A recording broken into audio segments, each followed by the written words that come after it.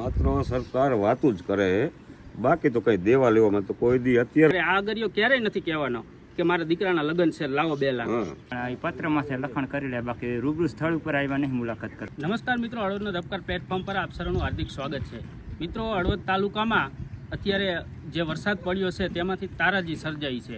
એટલે કે ખેડૂતોના ખેતરમાં હજી પણ જળબંબાકાર જેવી સ્થિતિ છે. ખેડૂતોના ખેતરમાં હજી પણ પાણી ભર્યું છે, ખેતર સામે નથી જોવાતું, એ પ્રકાર પાકની હાલત થઈ છે. એટલે ખૂબ જ નુકસાન થયું છે તાલુકામાં.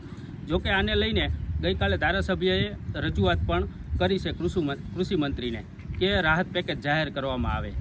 જોકે આ રજૂઆત અગાઉ પણ કરેલી છે ઘણી વખત, પરંતુ ખાસ આપણે વાત જે કરવી છે કે પત્ર લખી નાખી છીએ પણ પાછળ વળતર મળે છે ખરું? એક વખત પત્ર લખ્યો હતો અને સરકારે 10,000 કરોડનું પેકેજ પણ ખેડૂત માટે જાહેર કર્યું હતું, પરંતુ એક સામૂહિક હતું, એ માત્ર હળવદ ધાંગધ્રા પૂરતું નહોતું. કદાચ એ પત્ર ન લખ્યો તો પણ મળવાનું હતું. જોકે વળતરનું એ પેકેજ જાહેર થયું છે, વળતર મળ્યું છે કે કેમ એ તો ખેડૂતોને ખ્યાલ આવે. બીજી વાત કરી તો આજથી 8 મહિના પહેલાં અગાઉ આ વર્ષમાં ખૂબ જ માવઠા થયા, 2 માવઠા થયા, અને એમાંય અગરિયામાં રણખાટા વિસ્તારમાં ખેડૂત અગરિયા જે છે તેમને ખૂબ જ મોટું નુકસાન થયું. સોલારની પ્લેટો જે છે તે ભાંગીને ભૂકો થઈ ગઈ. અગરિયાના જે મહત્ત્વના કિંમતી સાધનો જે છે તે પણ ભાંગીને ભૂકો થઈ ગયા. અને અગરિયાઓએ નેતાઓ સરકાર પાસે આશા પણ લગાવી કે અમને આનું વળતર આપો, પરંતુ એ વખતે ધારાસભ્યએ પત્ર લખ્યો, પરંતુ આજ દિન સુધી અગરિયાઓ કહી રહ્યા છે કે એ વળતર પણ નથી આવ્યું. આપણે અગરિયા પાસે જ જાણવું છે કે ખરેખર પત્ર લખી દઈ છે પછી આ વાત ત્યાં જ પડી રહેશે કે પછી વળતર મળ્યું છે કે કેમ. આપણી સાથે અહીં રાજુભાઈ જે છે તેમની સાથે વાતચીત કરશું. રાજુભાઈ, આપણે ખાસ છે ને એ પહેલાં જાણવું છે કે એ સમયે કેવી નુકસાની હતી, કેવા પ્રકારનું વાવાઝોડું હતું અને કેટલા અગરિયાઓને નુકસાન થયું? આપણે એ સમયે ઘણી બધી નુકસાની હતી. અમુક અગરિયાને તો રણમાં જવાપણું પણ નહોતું રહ્યું.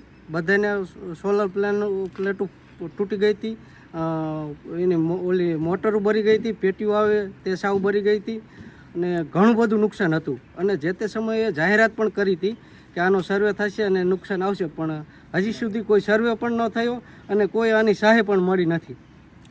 રાજુભાઈ, આ બાબતે કોઈ નેતાને અહીં આપણે સ્થાનિક નેતાઓને મળ્યા હતા, તમે વાતચીત કરી હતી? બધાને વાતચીત તો આપણે પ્રમુખ છે અમારા મંડળીના, એમને બધાને જાણ પણ કરેલી હતી. અને જે તે સમયે બોલતા હતા કે સર્વે કરવા આવશું, પણ કોઈ આવ્યા નથી સર્વે કરવા.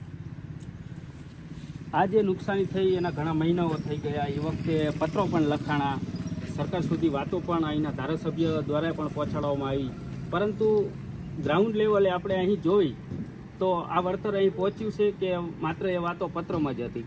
માત્ર સરકાર વાતું જ કરે, બાકી તો કઈ દેવા લેવામાં તો કોઈ દી અત્યાર સુધીમાં કુડા જાય કે ટીકર જાય એ લોકો અહીંયા સર્વે કરે. હજી અત્યાર સુધીનો અમારા અગરિયા પાસે કોઈ માણસો જીવ પણ નથી અને કોઈ અધિકારીઓ આવતા પણ નથી.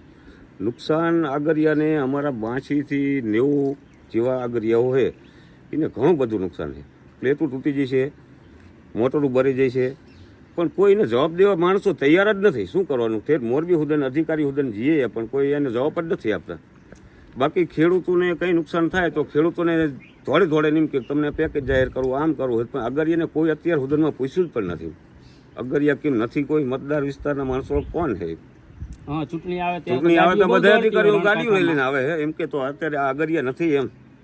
અમારું કહેવું એમ થાય તો અમારો એક જ સમય એવો આવે કે 4 મહિના 6 મહિનાની રણની સિઝન હોય તો અમારું એક જ એવો કોઈ કુદરતી આફત આવે ત્યારે સાંભળવું પડે ને. માલણિયામાં કેટલાક અગરિયાઓ હશે? અમારા 80 થી 90 અગરિયા. અને એ વખતે બધાને નુકસાન, બધાને થોડે જે નુકસાન તો કુદરતી આફત આવી અત્યારે નુકસાન તો માનો કે આ વરસાદ થયો એટલે બધા ખેડૂત નુકસાન તો આવે ને, નાની મોટી બધા નુકસાન આવે. થોડી રૂબરૂ નેતાઓને જઈને રજૂઆત તો કરી, પણ રજૂઆતે આવવા તો જોઈએ ને, કોઈ અહીંયા આવવા તૈયાર જ નથી ને.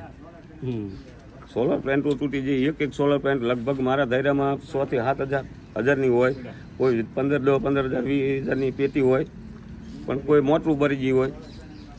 કોણ અમને કોઈ સહાય નથી. અમુક આગળ ઘરે જ આવતું રહેવાનું, શું થવાનું? ખાસ મારા ધ્યાનમાં એવું પણ આવ્યું છે કે ક્યારેક અગરિયાઓનું કોઈ નેતાઓને અધિકારીઓને કોઈને કામ હોય તો કાં ટીકર વહી જાય, કાં કુડા વહી જાય, કાં આમ સામે ખારાગોટા. વચલા પાટાના જે ગામડાઓ છે 20 કિલોમીટર અમારું 20 કિલોમીટર અંદરનો ગાળો છે પારડી ખારાગોટાથી અમારો. અહીંયા કોઈ આવતું નથી.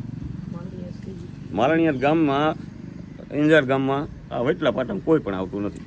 હવે તમે શું માંગ કરો છો? એ વખતે નુકસાની થઈ છે તો અત્યારે તમે નેતાઓને શું કહેશો, અધિકારીઓને શું કહેશો? અમે તો એમ કહીએ કે અમારે તમારથી બને એટલી મહેનત કરીને અમને કંઈક વળતર આપે એવું તમે કરો તો અગરિયા ફરીથી ધંધો કરી શકે. મિત્રો, આ અગરિયાની વાત છે. અગરિયાઓની ખરેખર બીજી કોઈ માંગ જ નથી હોતી, આપણને પણ ખ્યાલ છે. એમને ક્યારેક આવી કુદરતી આફત માથે આવી પડે ત્યારે આ અગરિયો ક્યારેય નથી કહેવાનો કે મારા દીકરાના લગ્ન છે, લાવો 2 લાખ. પરંતુ જ્યારે કુદરત પ્રકોપ જ્યારે હોય છે અને એ વખતે સામૂહિક સરકાર જે હોય છે, નેતા હોય છે, તે પબ્લિકની માય બાપ હોય છે, પરંતુ આ છેવાડાના ગામડાઓમાં કોઈ નથી પહોંચતું, કોઈ એમનું નથી સાંભળતું. એક બીજા અગરિયા મિત્ર આપણી સાથે છે. મિત્રો, તમારે કેટલું નુકસાન થયું હતું? અમારે ઘણું નુકસાન થયું છે. અમે એ વખતે સર્વે કરવામાં ઘણું દોડ્યા, પણ અમારે અહીંયા સર્વે જ આવેલું નહીં બળદેવભાઈ. એનું શું કારણ છે? આ બાજુમાં કરી જાય કુળાના રણમાં છે, આનપુર ટીકરના રણમાં છે. આ અમારું માણિયાદ અગર રહ્યું ને એ વટલા વિસ્તારમાં પડે છે, એટલે આવતા જ નહીં કોઈ અહીંયા સર્વે કરવા. ધારાસભ્યએ તો રજૂઆત કરી હતી કે અગરિયાઓનું વળતર આપે, એમનું ઉપર નહીં સાંભળતા હોય શું હશે? સાંભળ્યા બધું નજર સામે દેખાય, પણ આ પત્રમાંથી લખાણ કરી લે, બાકી રૂબરૂ સ્થળ ઉપર આવ્યા નહીં મુલાકાત કરવા. તો મિત્રો, આ વાસ્તવિકતા છે. કારણ કે જ્યારે પત્ર લખાતા હોય છે ઉપર રાજ્ય સરકારમાં મુખ્યમંત્રીને, કૃષિ મંત્રીને, અમે મીડિયાવાળા પણ એ સમાચારો લેતા હોય છે. કારણ કે અમારો પણ એક ધર્મ હોય છે કે બંને બાજુ સાંભળવું. પરંતુ માત્ર પત્ર લખી અને આપણા જે તાલુકાના લોકોને એનું વળતર ન મળે તો પછી આ રાજનીતિ આપણે કયા પ્રકારની કરી રહ્યા છીએ?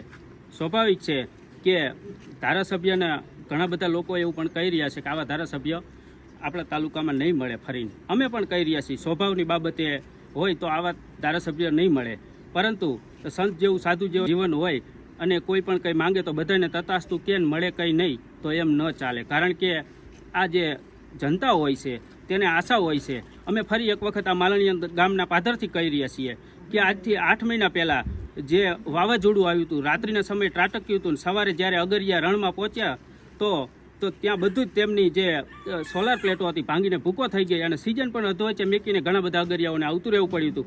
હજી અમે નેતાઓને કહીશું કે આ લોકોનું સાંભળો. 8 મહિનાથી બધી જગ્યાએ ધક્કા ખાય છે, વળતર હજી પણ નથી મળ્યું. આ બાબત ખાસ ધ્યાનમાં લે.